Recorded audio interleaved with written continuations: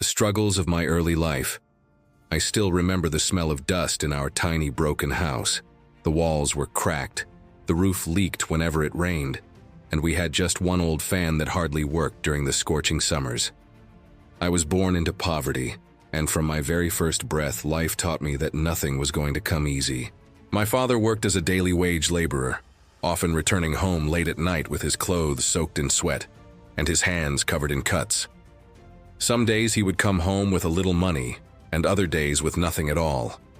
My mother tried to make miracles out of scraps, stretching one meal into 3, sewing my torn clothes so they would last a little longer, and keeping hope alive in her eyes even when everything else around us was falling apart. I was just a child, but I could feel the heaviness of our struggles. I wanted to help my family, yet I was too young and too powerless. While other kids talked about toys and trips, my world revolved around survival. Many nights I went to bed on an empty stomach, listening to my parents whisper about unpaid bills and wondering if tomorrow would be any better. School was not easy for me either. I didn't have proper shoes or books. My uniform was faded and patched up so many times that it barely looked like a uniform anymore. But I still walked into that classroom with determination, because I believed education might be my only ticket out of poverty. I sat in the front row, not because I wanted to, but because I had to. The last rows were full of students who mocked me for being poor, and I didn't want them to see the holes in my shoes or the ink stains on my secondhand notebooks. Every day after school, while my classmates went home to play, I rushed to help my father at work or ran small errands in the market to earn a few coins. I remember carrying heavy bags for strangers just to make enough to buy bread for dinner. The coins would clink in my pocket, and though they were small, they carried a weight of hope. There were moments when I almost gave up. I asked myself, why me? Why was I born into this struggle while others had everything handed to them? But every time I saw my mother's tired yet hopeful eyes, something inside me refused to quit. I wanted to change not only my life, but hers too. I wanted to give her the comfort she had been denied her whole life. I also remember one particular incident that burned itself into my memory. I was about 12 years old when my teacher asked us to write an essay about my dream. Most of my classmates wrote about becoming doctors, engineers, or pilots. I wrote, "My dream is to become rich enough so that my parents never cry again." When my teacher read it aloud, the whole class laughed. But I didn't feel ashamed. I felt something ignite in me. That laughter became the fire that pushed me forward. Despite the hardships, I had one priceless gift, my hunger to rise. I didn't know how, I didn't know when, but I knew I could not stay poor forever. Every struggle, every insult, every empty stomach became fuel for my determination. Growing up in poverty taught me lessons that no school could ever teach: the value of money, the power of hard work, and the importance of never giving up. These lessons, though painful, laid the foundation for everything I would later achieve. At that time, I had no idea how far life would take me. I just knew one thing for sure: I had to fight my way out. And so, my journey from poor to millionaire truly began with the struggles of my early life, where dreams were born out of hunger and determination was shaped by tears. The turning point that changed everything. Life has a strange way of testing us, pushing us so hard that we either break completely or discover a hidden strength we never knew we had. For me, that test came during my late teenage years, and it became the turning point of my entire life. I was about 17 when my father fell seriously ill. The man who had spent years working under the scorching sun and lifting weights heavier than his own body suddenly couldn't get out of bed. His strong hands, which had carried bricks, sacks of cement, and the weight of our family, now trembled just trying to hold a glass of water. It shattered me inside. We had no savings, no medical insurance, and barely enough money for basic medicine. That night, as I looked at him lying helpless, I realized something powerful. If I didn't take control of my life now, poverty would swallow my entire family forever. The very next morning, I decided to act. I couldn't rely on luck, and I couldn't wait for opportunities to magically appear. I had to create them. I went out to look for work more seriously than ever before. I knocked on shop doors, asked strangers, and even offered to work for free just to gain some skills. Most people turned me away, but one small electronics shop owner finally agreed to let me help around his store. At first, I was just cleaning shelves, carrying boxes, and serving tea, but I didn't complain.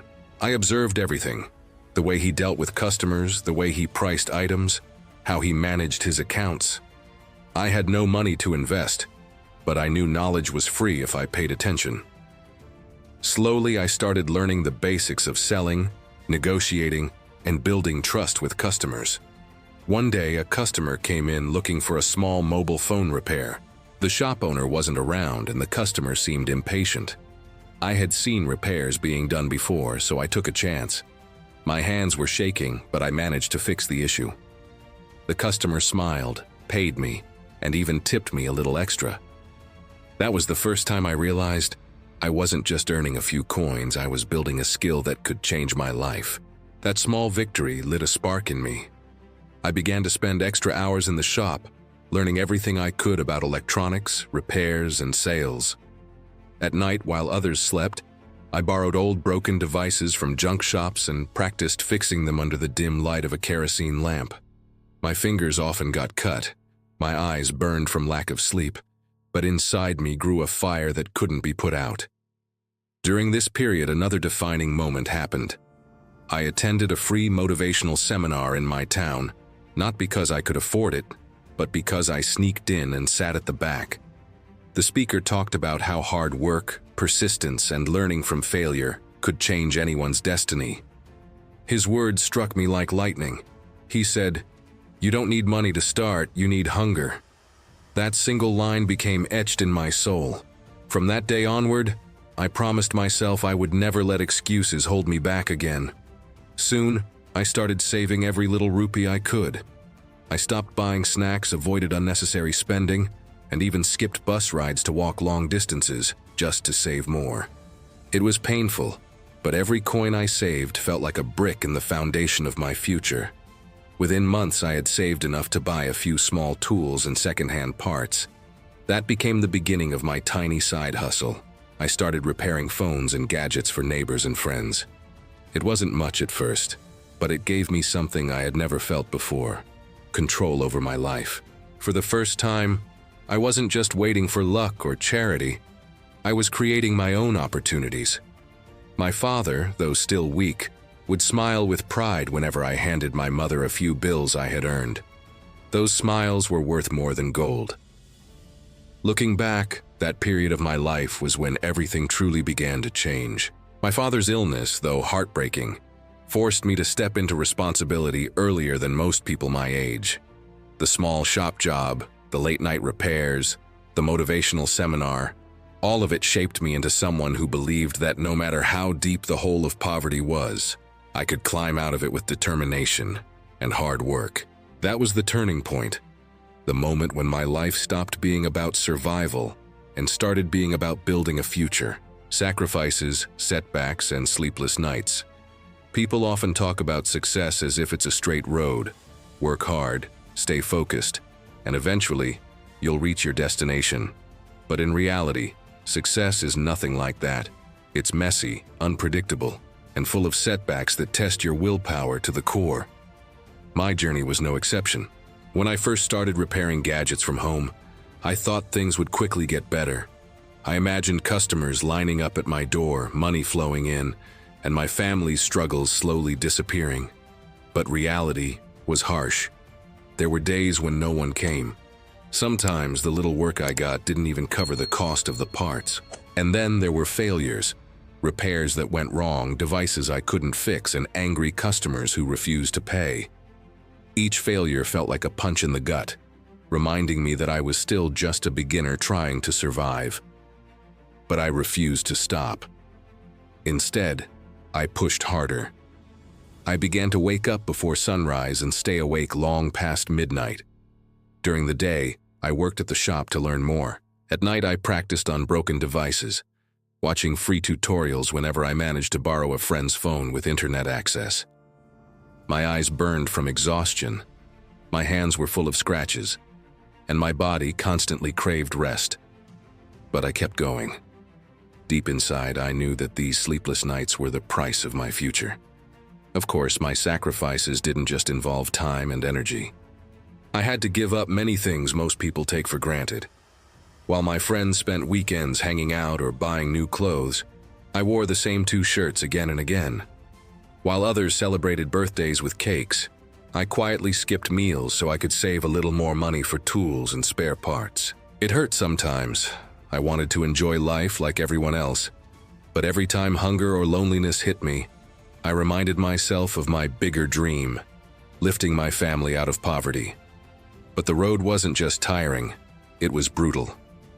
I remember one incident that nearly broke me. A customer brought me a phone to repair. It was expensive and I was nervous, but I took the job anyway. I worked on it all night, carefully following every step I had learned. Yet somehow, I damaged the device beyond repair. The customer was furious, demanding compensation that I didn't have. For days, I couldn't eat or sleep properly, thinking I had ruined everything I was working for. That was one of the lowest points of my journey. I almost gave up then. I told myself, maybe this life isn't meant for me. Maybe poverty is my destiny after all. But just when I was drowning in doubt, my mother reminded me of something powerful. She said, "Failures don't define you. Your persistence does. Every person who succeeds has failed more times than you can imagine. But they kept going. So must you." Her words reignited my fire. I realized that mistakes were not the end of the road. They were stepping stones. Each failure carried a lesson, and if I learned from it, I was already one step closer to success. From then on, I stopped fearing setbacks. I started embracing them as part of the journey. Still, the sacrifices continued. Many nights I worked until my fingers shook from fatigue.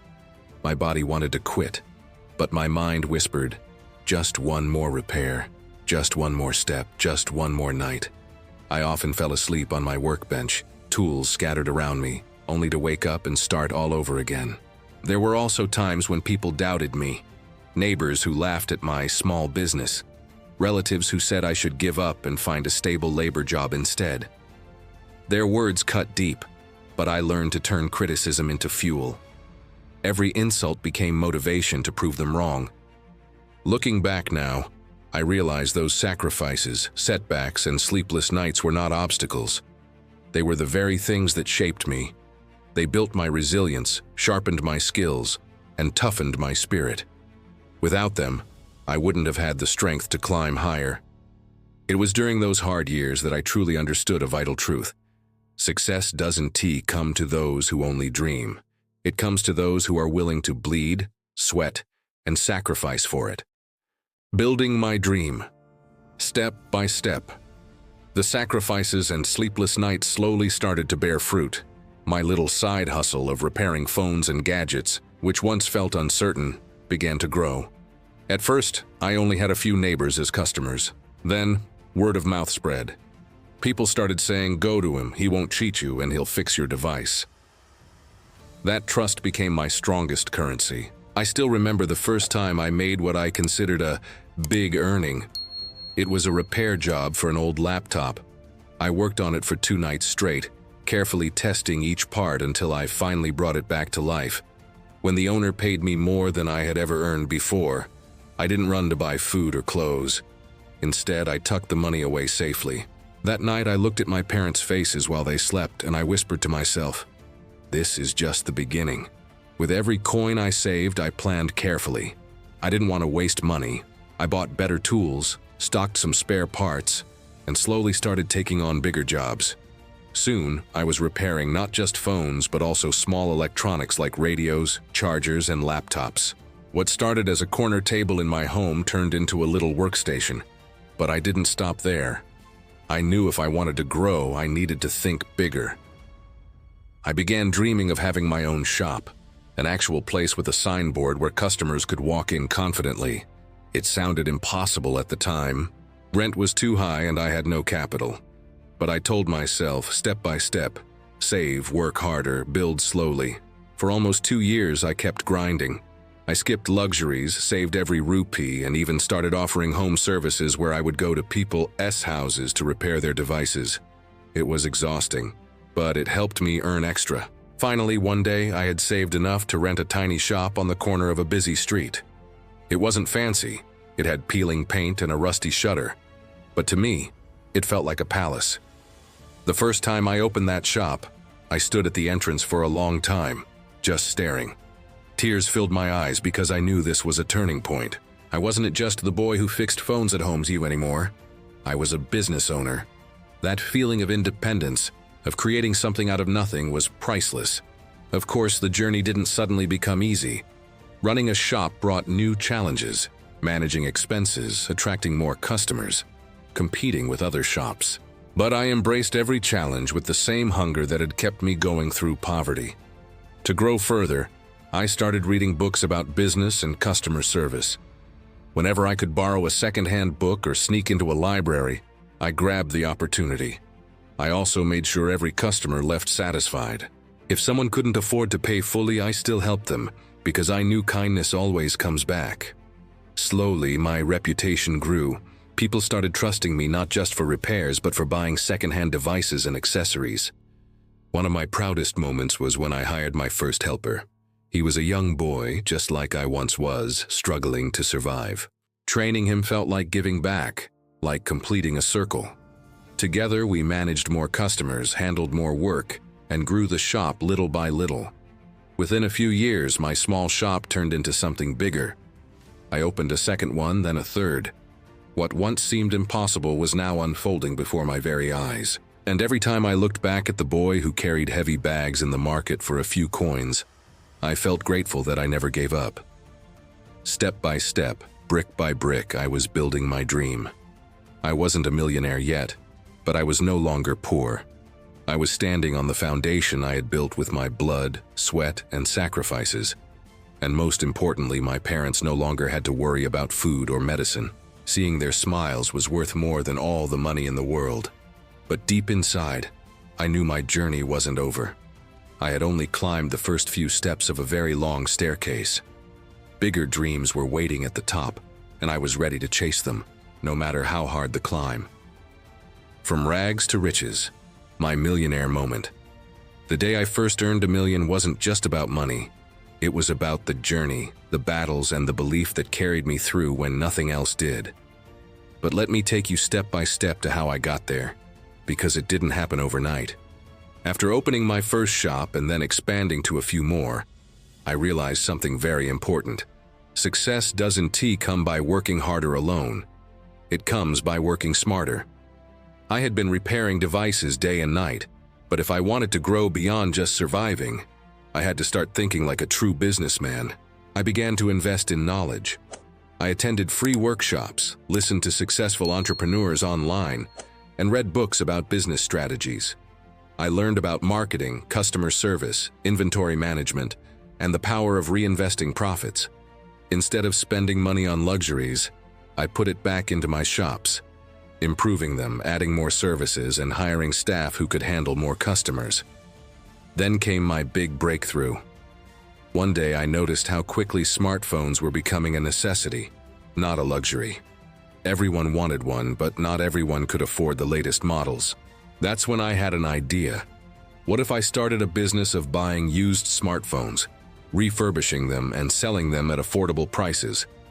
I tested this with just one phone. I bought it cheap, repaired it, polished it up, and resold it for a good profit. That single transaction opened my eyes. Soon, I started buying more second-hand devices, fixing them, and selling them. Customers loved it because they were getting quality phones at half the price, and I loved it because my profits grew faster than ever. Word spread quickly. My little repair shop slowly transformed into a trusted place for both repairs and affordable smartphones. Before long, I was not only running multiple shops but also supplying refurbished devices to smaller vendors in nearby towns. I had become the person others came to for stock. But success never comes without challenges. There were times when competitors tried to pull me down, spreading rumors or copying my methods. There were financial hurdles too. Loans, sudden losses, or unsold stock. Yet by now I had learned that setbacks are not roadblocks. They are stepping stones. I stayed patient, adapted my strategies, and kept moving forward. Then came the moment I'll never forget. I was reviewing my accounts late one night. My hands were trembling as I added up the numbers. For the first time in my life, my savings, assets, and business value had crossed the milestone of 1 million. I sat there silently for a few minutes, staring at the numbers, unable to believe my eyes. A boy who once couldn't afford a proper meal, a boy who fixed broken phones under the dim light of a kerosene lamp, was now a millionaire. Tears rolled down my face.